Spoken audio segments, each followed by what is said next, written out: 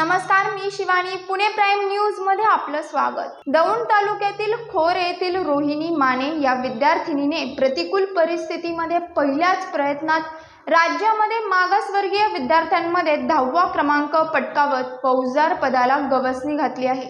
2022-23च्या घेण्यात आलेल्या महाराष्ट्र लोकसेवा आयोगाच्या परीक्षेत रोहिणी यांनी यश मिळवत पोलीस उपनिरीक्षक पदाला गवसणी घातली आहे. खोर गावामध्ये फौजदार पदाला गवसणी घालणारी रोहिणी ही पहिली अधिकारी ठरली आहे. त्यामुळे तिचे कौतुक आणि अभिनंदन करण्यासाठी दौंडचे आमदार राहुल कुल हे स्वतः उपस्थित होते. खोर परिसरातील पहिलीच महिला अधिकारी असल्याने खोर ग्रामस्थांच्या वतीने रोहिणी यांची जंगी मिरवणूक काढण्यात आली. तसेच नागरी सत्कार देखील करण्यात आला. जिल्हा परिषद प्राथमिक शाळेत 5वी पर्यंत शिक्षण झालंय. तिथून पुढचं 10वी पर्यंत शिक्षण श्री भरनाथ महाविद्यालय खोर इथून पूर्ण केलंय आणि ग्रॅज्युएशन मी वरवंडला पूर्ण केलंय. तर संघर्ष सांगणार नाही की किती वाईट हालात परिस्थितीतून मी इथपर्यंत आले. पण थोडक्यात एक जर मी सांगेल की ग्रॅज्युएशनला असताना 2018 सालचे IAS ऑफिसर आहेत तुषार घोरपडे सर यांनी मार्गदर्शन होतं त्यांचं व्याख्यान. त्यावेळेस सरांना पर्सनली भेटण्याची किंवा बोलण्याची मला संधी मिळाली आणि हे क्षेत्र मला तेव्हा समजलं की तुम्ही समाजामध्ये जर काम करायचं असेल तर खूप चांगल्या पद्धतीने या क्षेत्रातून काम करू शकता.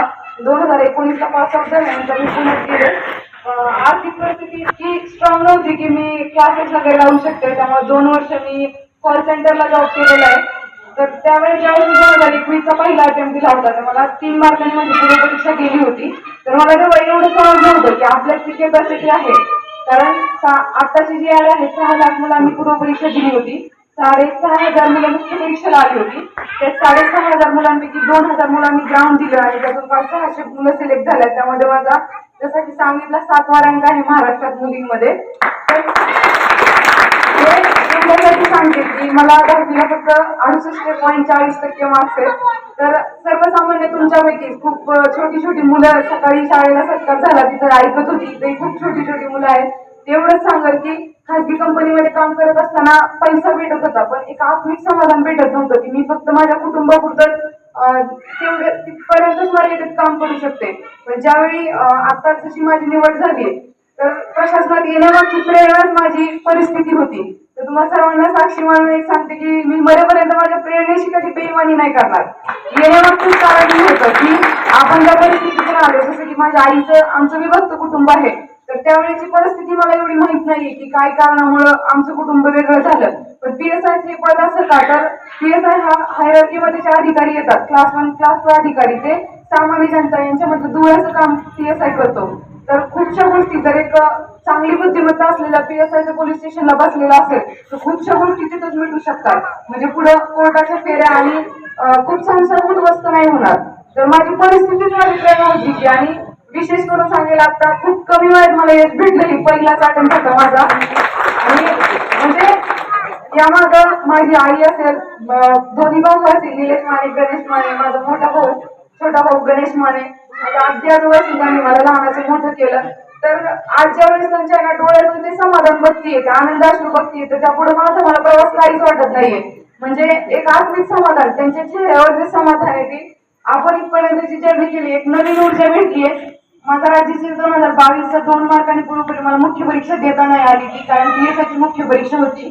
तर नक्कीच सांगेल की येत्या काही काळात एक क्लास 1 तहसीलदार किंवा उपजिल्हाधिकारी म्हणून सत्कार स्वीकारायला या स्टेजवर परत येईल. कारण आजच्या सत्कार आहे ह्या खूप सत्कार झाले म्हणजे 10वा-12वा सत्कार आहे. खूप लोक म्हणजे आयुष्यातला एक बदल सांगत जे विद्यार्थी तो उभे की 1 ऑगस्टला संध्याकाळी 6:30 वाजता PDF पडली तेव्हा माझं 7व्या रँकला नाव होतं. तर त्या दिवसापासून म्हणजे मला रोज फक्त माझे 2 भाऊ आणि घरून जो फोन यायचा त्याच्या व्यतिरिक्त एकही फोन येत नव्हता. तर मी आजपर्यंत 400 ते 450 फोन कॉल अटेंड केलाय आणि फेसबुक इंस्टाग्राम म्हणजे 360 डिग्रीमध्ये तुमचं आयुष्य बदलून जातं. आणि आयुष्य एकदाच आहे तर आयुष्यात येतायचं सोनं करून जा. तुमच्या आई वडिलांचं खूप मोठं नाव म्हणजे मी ज्यावेळेस इंटरव्ह्यूला गेले होते रजनीश शेट्टी सरांचं पॅनल होतं. मला 1988 बॅच IPS अधिकारी आहेत. आता रिटायर झाले सर आणि आता MPSCचे अध्यक्ष आहेत. तर सरांना म्हणजे अक्षरशः खोर गाव माहित नव्हतं.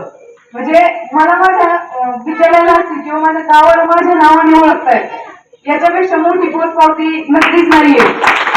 ज्यावेळेस म्हणजे तुम्हाला हे नाही सांगणार की मी खूप मेहनत केली, ती त्यावेळेची रिक्वायरमेंट होती. थोडक्यात सांगाल की आपण एवढे सुज्ञ आहोत की कोणत्या वेळी कोणती गोष्ट केली पाहिजे. म्हणजे ज्यावेळेस माझी मुख्य परीक्षा होती, थोडंसं उदाहरण देईल. सकाळच्या ज्या वेळेस ना 6 वाजता लायब्ररी शेड्यूल सांगते, 6 वाजता लायब्ररीमध्ये असायचे मी माझ्या चेअरवर. एकटीच जास्त ओळखी नव्हत्या माझ्या, कारण एवढी परिस्थिती नव्हती की मी पुण्यासारख्या पेठेत जाऊन क्लासेस लावू शकते. तर मी सगळा सेल्फ स्टडी केलेला आहे. मुख्य परीक्षेला ऑनलाईन बॅच केली होती लॉची. तर सेकंड पेपरला काय त्याला मला आउट ऑफ मार्क्स आहेत, म्हणजे पैकीच्या पैकी. इंडियन एव्हिडन्स ऍक्ट असेल, IPC, CRPC आणि मुंबई पोलीस ऍक्ट.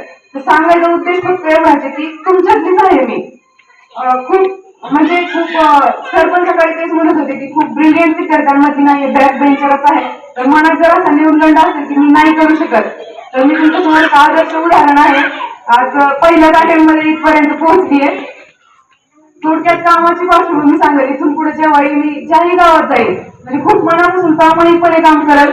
ज्याही वेळेस तुम्हाला म्हणजे कामाच्या थोडं मी तुम्हाला माझी पोस्ट पावती देईल की तुम्ही आज आदर सत्कार केलाय, खूप भरभरून प्रेम भेटाल जिथेही जातीये.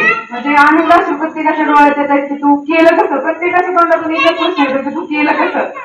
तेच सांगाल. आणि आता सध्या मी जे विद्यार्थी वर्ग आहेत सगळ्यांना माझे सहकारी मित्रमैत्रिणी म्हणून उल्लेख केला, तर येणाऱ्या काळात माझ्या 10 वर्षांनी 5 वर्षांनी प्रशासनातील सहकारी मित्रमैत्रिणी म्हणून भेटाल एवढी एकच इच्छा व्यक्त करते. आणि सर्वांनी माझा इतका आदर सत्कार खूप प्रेम दिल्यापासून मनापासून धन्यवाद मानते आणि आयुष्य भरून राहील तुमची. धन्यवाद.